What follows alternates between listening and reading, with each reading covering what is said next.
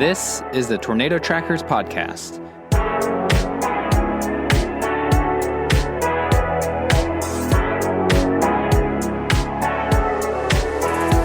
The Tornado Trackers are storm chasers Jeremy Heyman, Jeff Mangum, and me, Gabe Cox.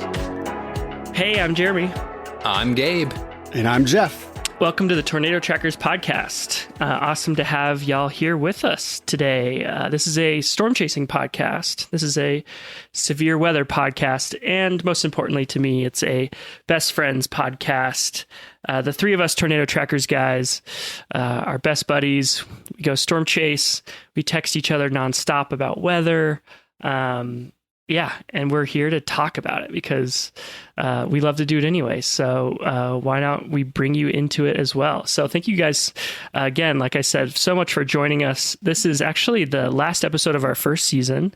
And it's just been such a fun last 5-6 months that we've been recording podcasts. It's been a huge addition to my life personally. Fellas, how are you guys feeling about the first season? Yeah, it's been quite a surprise, actually.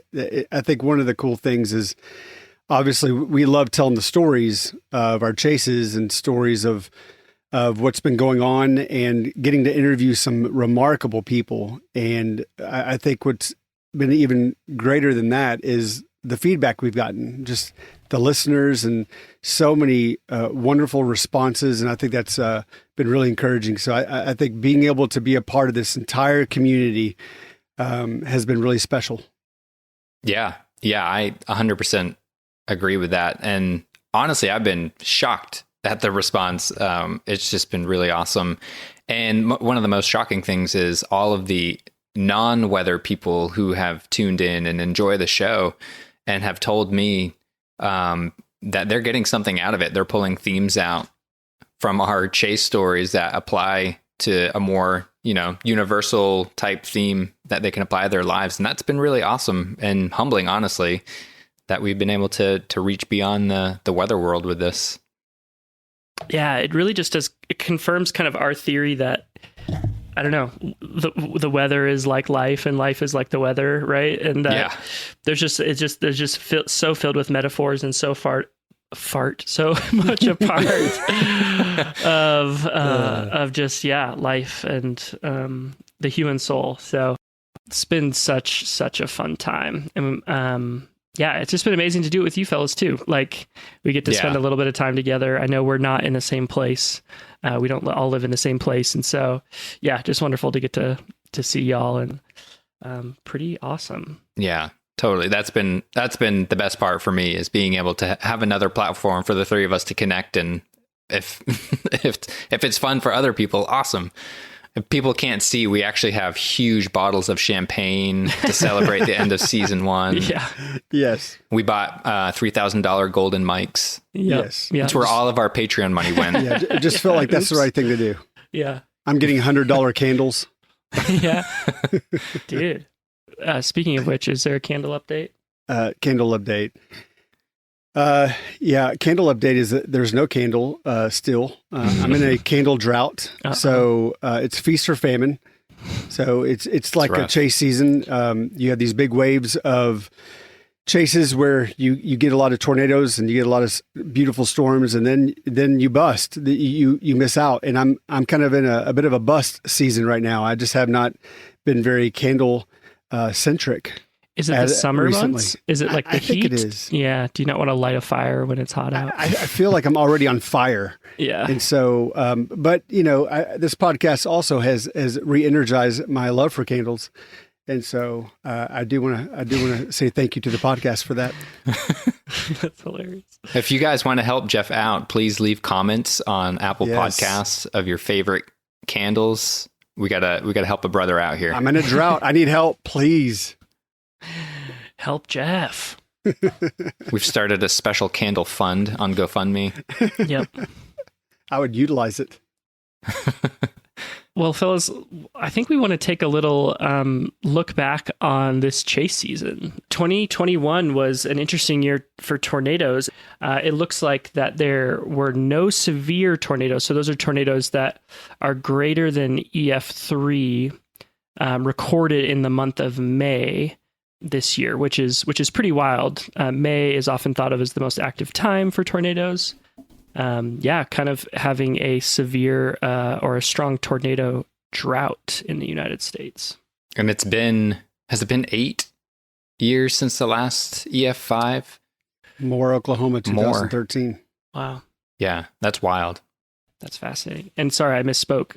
A severe or a strong tornado is a tornado rated above EF2. So EF3, 4, and 5 is a strong tornado. So that's even more surprising. Nothing in May got above an EF2. So yeah, really. Is that right? Yeah. That's according to the Capital Weather Gang, the Washington Post blog. Yeah, I can't think of one. That's crazy. Pretty wild. It looks like May, let me see, the average is 272 tornadoes between 2011 and 2020. This May, I guess we were slightly above average with 289, it looks like, according to the SPC. But feels like a deceptive. But low end. Low end, a lot of low end. And we were out in different capacities this May. We all kind of had different experiences across the board. It was an interesting, different year for us, I feel like, in some ways. I personally got out more than I usually do. Jeff, I know you got out less than you usually do. And Gabe, whereabouts did it fall for you in terms of number of days out chasing? Yeah, this was the year that I was able to commit the most. It felt more like a career than previous years. I think Jeff and I kind of switched places as far as that goes. Jeff was usually the one that was out all the time, and I was stuck at home. That's true. But true. We swapped spots this year. Yeah, this year is difficult for me to get out. I think I probably averaged in previous years somewhere between 25 and 30 days where I was actually chasing in the spring. And if you really think about it, I mean, basically a month worth over the course of a few months. Mm-hmm. But this year I chased a grand total of 3 days. So does that disqualify me from being a tornado tracker? That's actually a question I have. But I've had some unique things happen in my personal life, taking a change of careers. And in the fall, I'm going to be enrolled in the online degree plan for broadcast meteorology with Mississippi State University. So heck yeah. Yeah, very excited about that. A little intimidated by it, a little anxious, but pretty excited about it. But I've had to take some classes at the local community college virtually, obviously. And so I've taken some classes to kind of get that old GPA up from college, which is 24 years ago is when I was in the middle of college. So I've had to bump up the GPA so I can get some financial aid. So there's been some work I've had to do that's kind of kept me from being able to go out and chase. So it's been a little frustrating, but I've been living vicariously through my brother, Gabe. Well, the 3 days you were able to commit to chasing, you made count too. That's true. That's one of the highlights of my chase season was one of the days that we got to go out together, which was the Lockett, Texas tornadoes. Amazing. I think we saw 5 that day. 5 tornadoes that day. Yeah. Wow. So you made it count. I made it count. I was holding very dearly the number of tornadoes, holding them close to my chest. And then that epic spaceship looking supercell in Kansas as you're driving in. Yeah, I think that's a pretty funny and wild story. So Gabe was already in Kansas. He'd been chasing for the previous 2 weeks, I believe. Yeah. And I finally, I saw a setup that was happening in Kansas and Nebraska, and it looked pretty potent. And so I had some different things going on. My son's in the middle of playing baseball. There's just a lot happening. And so I had some different responsibilities, but I decided I'm going to make the trip. But I could not leave until about 10 p.m. the night before. So the only way I was going to get to where I needed to get from Central Texas, we got to remind everyone. Right, from Austin, Texas to Kansas, to Western Kansas was to drive straight, like no brakes. just pouring coffee on my head, using it as deodorant. I mean, just coffee. And I drove, I don't even know how many hours that is. It has to be about 12 hours. And right as I'm driving to Colby, Kansas, isn't that right? That's right. Is it Colby, Kansas? And that's where Gabe had stayed the night. And I'm almost to meet him. And there is this ridiculous storm that had blown up in the morning, it caught everyone by surprise because we're waiting for the afternoon show. Yeah. Because the atmosphere is most volatile in the afternoon after the sun bakes everything.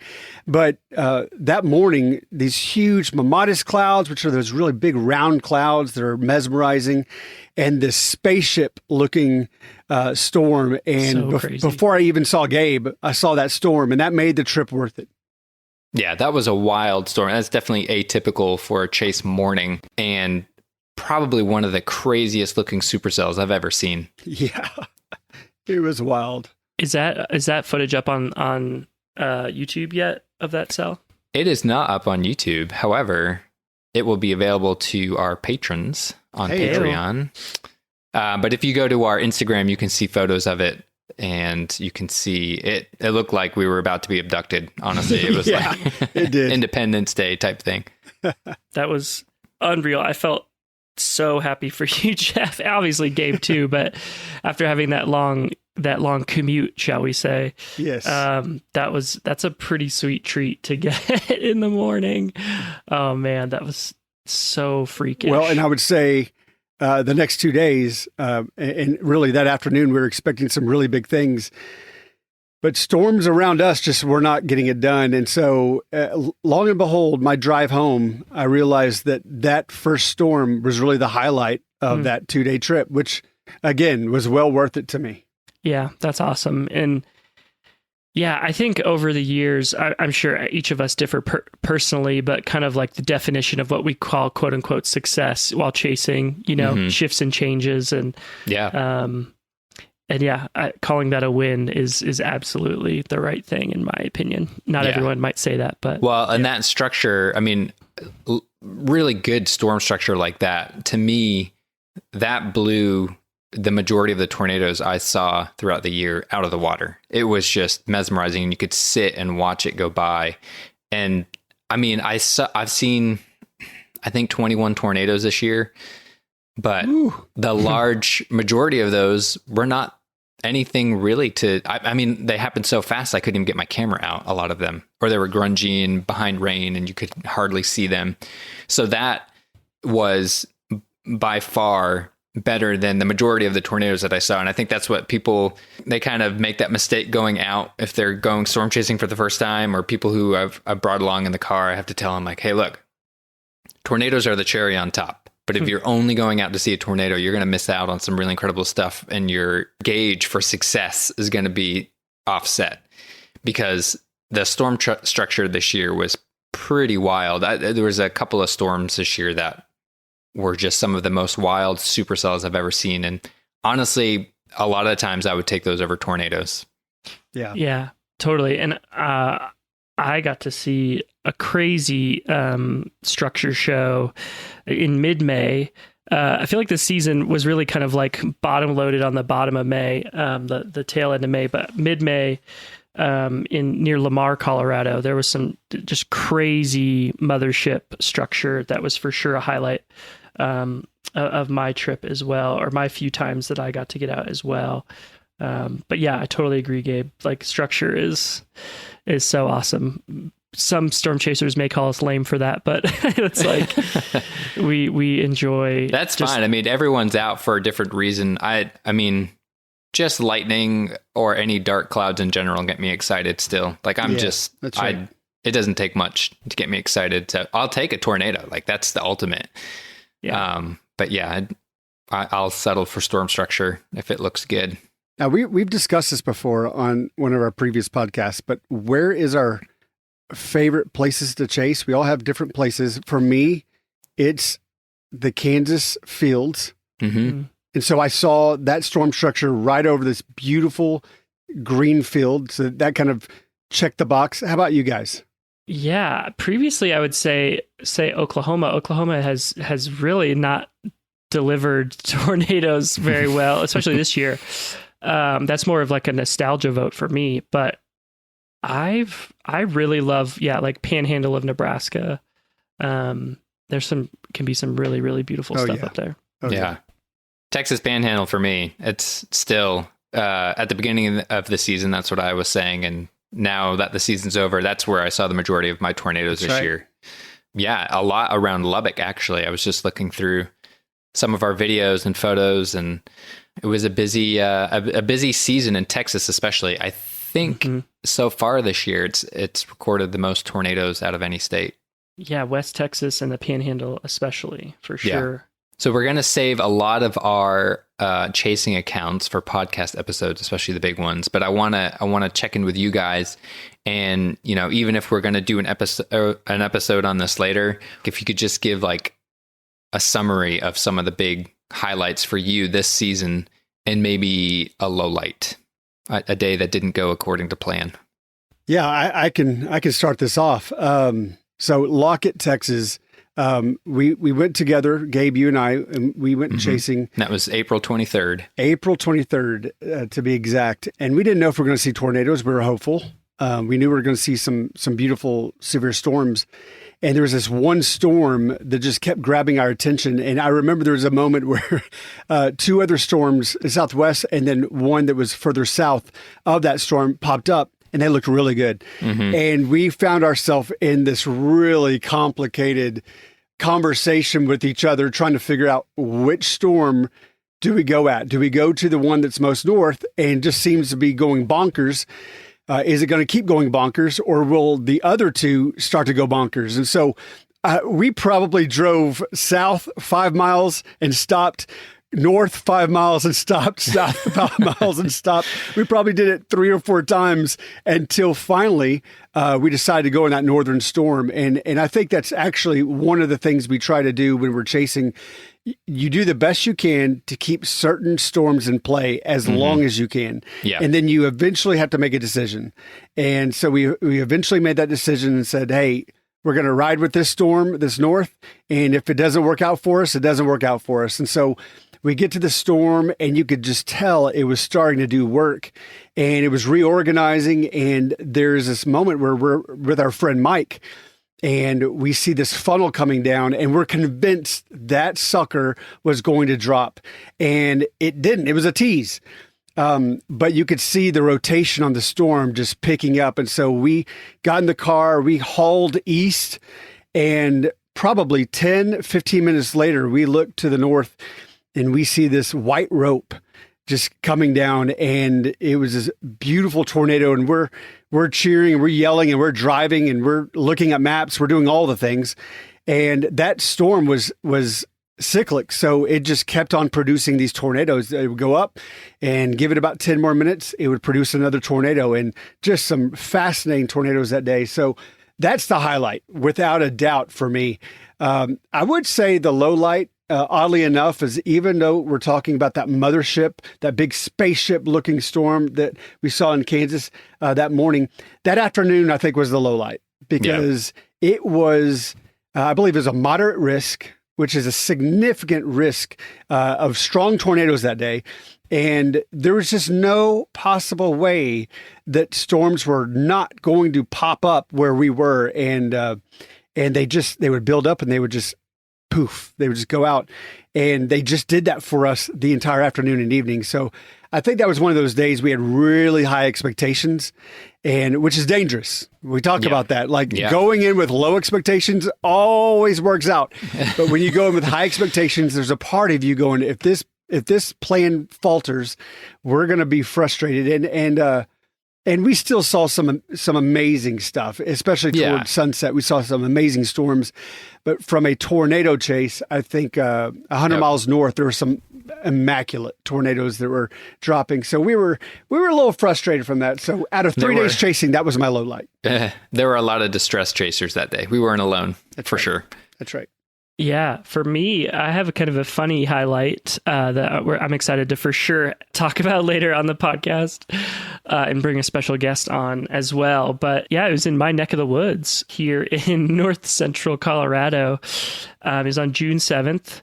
It was the Plattsville landspout that was seen around the world, it feels like. Yeah. It was a pretty incredible moment, out of the blue, sort of freak Colorado thing that happened. They estimate that it's possible. I'm not saying this is what happened, but the tornado was so well defined and tall and obviously low precipitation that something like 5 million people could have maybe seen it. Wow. Like in the Front Range, just in terms of like the population density. Well, I think I saw pictures from the airport in Denver. Yes. Where people could see it clearly. That's ridiculous. Had a huge audience. Yeah, huge audience. People caught it from the air, from airplanes, from all up and down the Front Range. So an incredible event. And yeah, and I was just out living life, a normal day in my life after work, and thought I would take my dog and my daughter on a little walk around the park.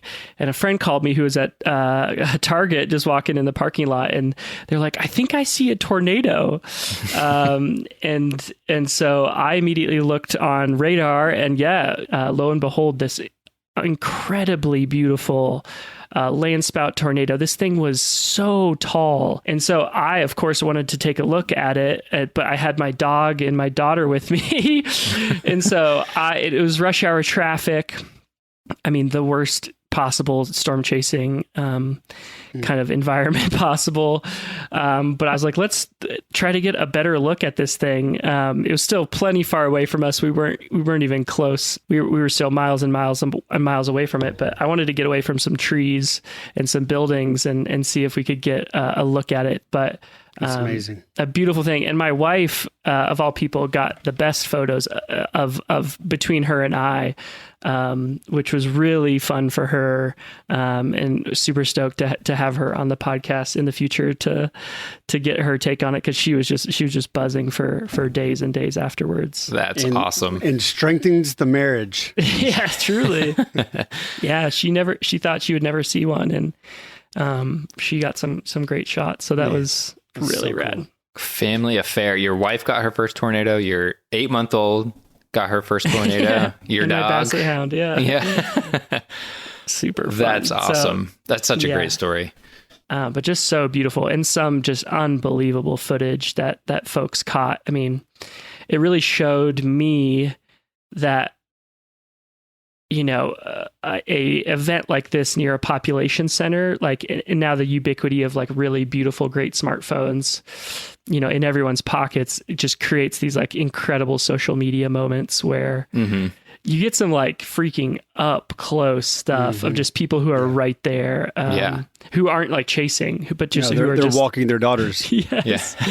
Yeah. So incredible. I didn't have my drone on me. I was like, of course. I was like, keep the drone with you at all times, just in case. That would have been a dream for sure, but a stunning landspout event. Yeah, I'm excited to hear the full story behind that for sure. I remember that day clearly because you sent that picture, and I thought, oh, cool, he's sending something from somebody else. And you're like, no, that's me. I was like, oh, shoot. Yeah. And then the low light for me would be missing the Sudan, Texas tornado on May 16th. That thing was just stunning. I went home the day before. I was out for a few days. I had to get home for work. I couldn't quite make the commitment all the way down to the Panhandle, but that thing was awesome. A beautiful, beautiful tornado. That's going to be like taught in textbooks for sure. I think there's a few tornadoes like that this year, but so happy for all the chasers who caught that one. They did a great job documenting it, but that one burned a little bit. Missing it. And Gabe, you had a bit more time out than both Jeff and I. What was your? I don't know if you'd call it a chasecation at this point, because I mean you're doing it for it's like the opposite of a chasecation. Chase work. Yeah, on the clock for sure. What were the highlights and lowlights for you? Oh man, this was probably one of the better tornado seasons that I've ever had. Mainly because I was able to commit more time, but it was also a better storm season than last year. It was more active for sure. Gosh, March started out pretty active. I remember that. So my first legitimate chase out this past March, it was March 12th. And it was my first chase. It was up by Lubbock, and I saw 2 beautiful tornadoes there. That was a really awesome way to start the season. Just really low precipitation, high contrast tornadoes. And it was actually the day before what was supposed to be the more active day. And the following day was more active, but the tornadoes were wrapped in rain and really hard to see and grungy. It was actually the following day that I had my low light. And it may or may not have worked out in my favor, but there was, like I said, it was a more active day than the previous day where I'd seen those 2 gorgeous tornadoes. It's the day of the Happy Texas Wedge. I know Max Olson got great video of it. If you haven't seen it, we're going to add the link in our show notes because he did an amazing job. He chased it right up to the canyon, it was great Paladoro Canyon, right up to the state park entrance. But I missed that tornado and was focused further south, and it was a really frustrating chase day. I remember that. It seemed like every time I got to a storm, it would fall apart. And then I saw parameter space down in the south that looked really great, and a storm about to enter that space, and so I blasted south. And you get to a point at the end of a chase day, if you haven't seen anything or things have been frustrating, where you just push maybe a little too hard to see something. And that was the case this day. On top of that, trying to stay out of the hail, I miscalculated where the base of the storm was going to move.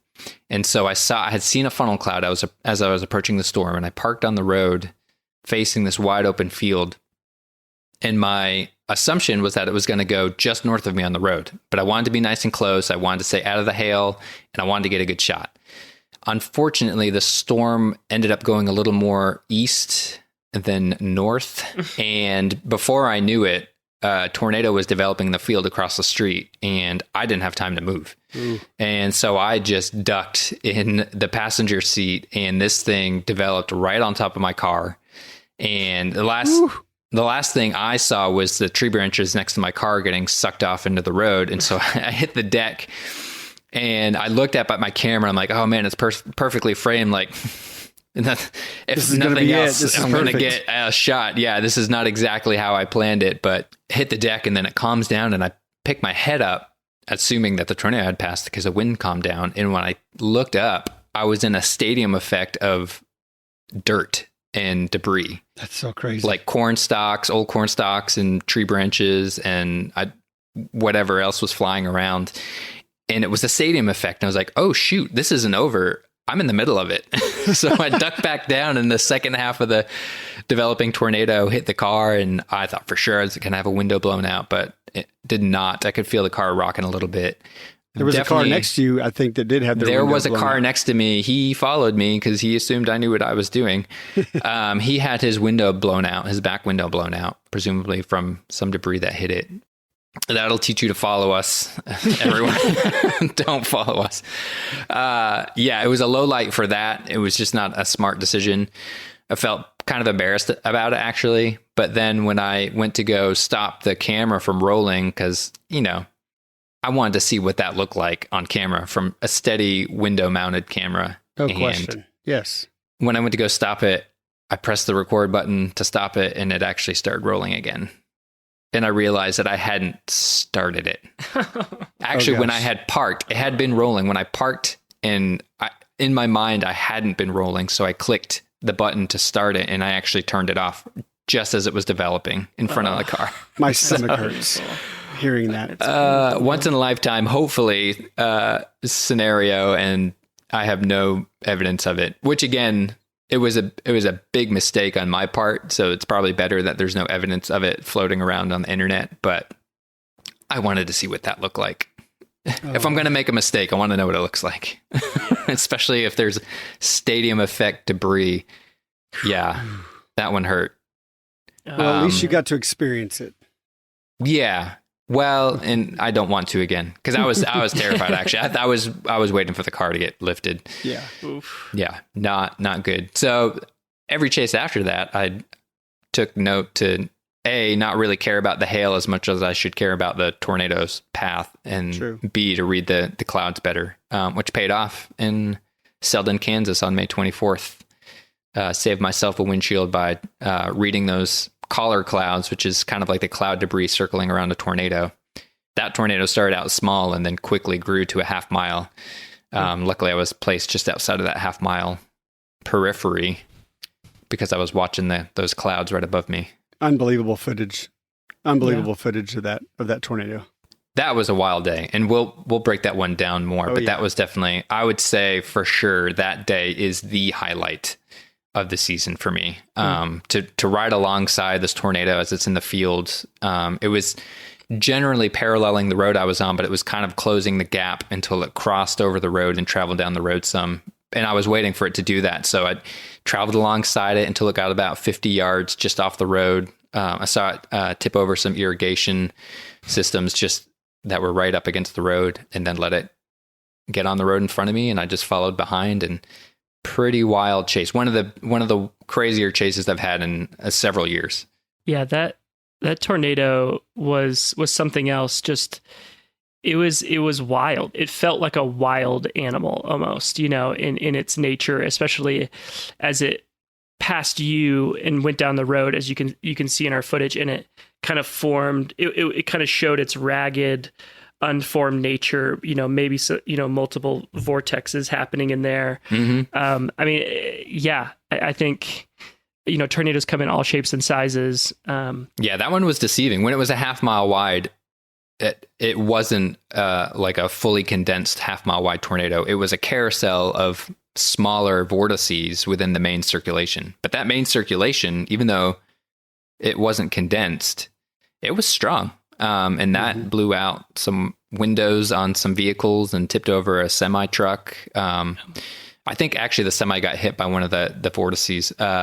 But even outside of those smaller tornadoes within the main circulation, the main overall circulation was still powerful, and it was still ripping stuff apart. So, yeah. And that video, 4K video, is on our Patreon site, if I'm not mistaken. Yes, it is. An extended cut of that, a 15-minute cut that breaks down the day and all of the mayhem of that one tornado, and then the events leading up to it.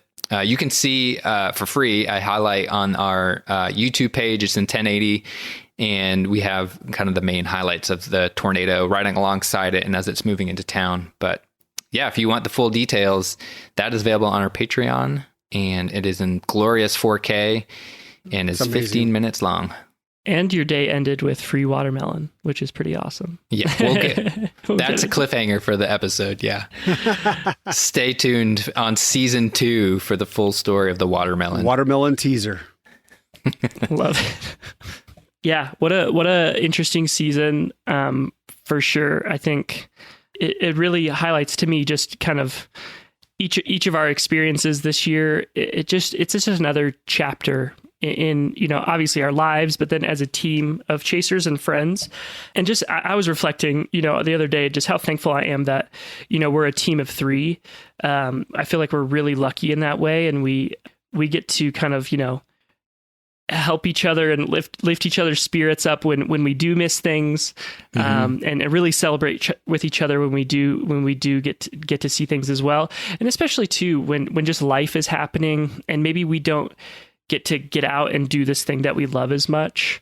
We need encouragement there too, because that hurts, that stings. And so, yeah, I'm just really reflective at the end of this normal storm chasing season of just, this is life, and you got to have these relationships to be able to kind of to weather it. At least we do. I don't want to speak for anybody else, but it's really important because the highs are high and the lows are lows for sure. I love thinking back to February, March, and we all had these conversations of, I wonder what we're going to be saying in June. Mm-hmm. We're always like, what do the next 3 months have in store for us? And it's always so uniquely different The experiences are so vastly different. Yep. And so I think we're all in a really healthy place when it comes to storm chasing emotionally and mentally. That hasn't always been the case for us. But I think now we can appreciate what we get, and we don't take it too hard when we miss some things. I think we have that together, and so I think it's been a really unique season. Yeah, I would echo that. That's for sure what I'm feeling on the inside as well. What an interesting year, and now we have hurricane season to look forward to next. Oh yeah, yes, awesome. That has begun, and it looks to be active. Yes, already there's a disturbance in the Gulf, which is just wild. It's June. Obviously, it is hurricane season. Yeah. But still, it feels like it's earlier and earlier. Yeah, we've had 2 named storms already, and likely a third one, maybe even tonight. They might name it tonight. Right. Yeah.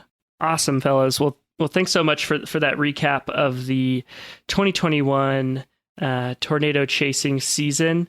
And we've mentioned it a few times. We're bringing everything to our Patreon page. Some people may wonder about that, but I think it's pretty simple. This is a hobby that costs money and takes resources. And we have families, and even doing this podcast, we have to take hours out of, away from our families. And so any sort of monetary recompense would be greatly appreciated. Yes, and also our patrons are they're gonna continue having access to the continuing story for us and the continuing dialogue for us, even though it's the end of season 1 here on the podcast. Leading up to season 2, we're still gonna be updating our Patreon page and letting people know what we're up to. Absolutely. It's like when they, in between Star Wars movies, put out comics that tell you about like what happened in the in-between. Yes. The Patreon is the in-between. There it's it the is. Bridge. Brilliant.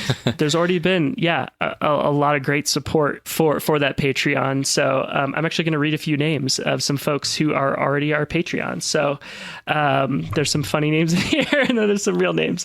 But thank you, Funky Fresh Caesar. Yes. Thank you, Amy D. Thank you, Ryan D. Thank you, KS. Thank you, Dustin P. And thank you, Olive Garden Sommelier. Yes. Ooh. We love you. We love you. Which sounds like a candle that Jeff would have.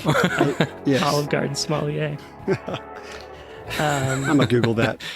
Thank y'all again, just from the bottom of our hearts, for hanging on with us and listening to us for this first season of the Tornado Trackers podcast. It's been such a fun and exciting experiment of just dipping our toe into this storytelling format. Y'all have really just showed up for us and wowed us in a lot of amazing ways. And so we're gonna keep making podcasts. We're super stoked just to tell stories and to hear stories. We're gonna keep doing that for sure. We're gonna take a little bit of time off to, do some summer traveling and to collect some more stories and record some more episodes. But we'll be back at the start of September in this main feed here. Like we said before, if you want to catch some more contact with us, the Tornado Trackers, we're going to be updating our Patreon still. So check out at patreon.com/tornado trackers. We are the Tornado Trackers. I'm Jeremy Heyman, joined by Gabe Cox and Jeff Mangum. This has been season 1 of the Tornado Trackers podcast, and we will catch you in a little bit. We'll see you at the start of September. Bye-bye.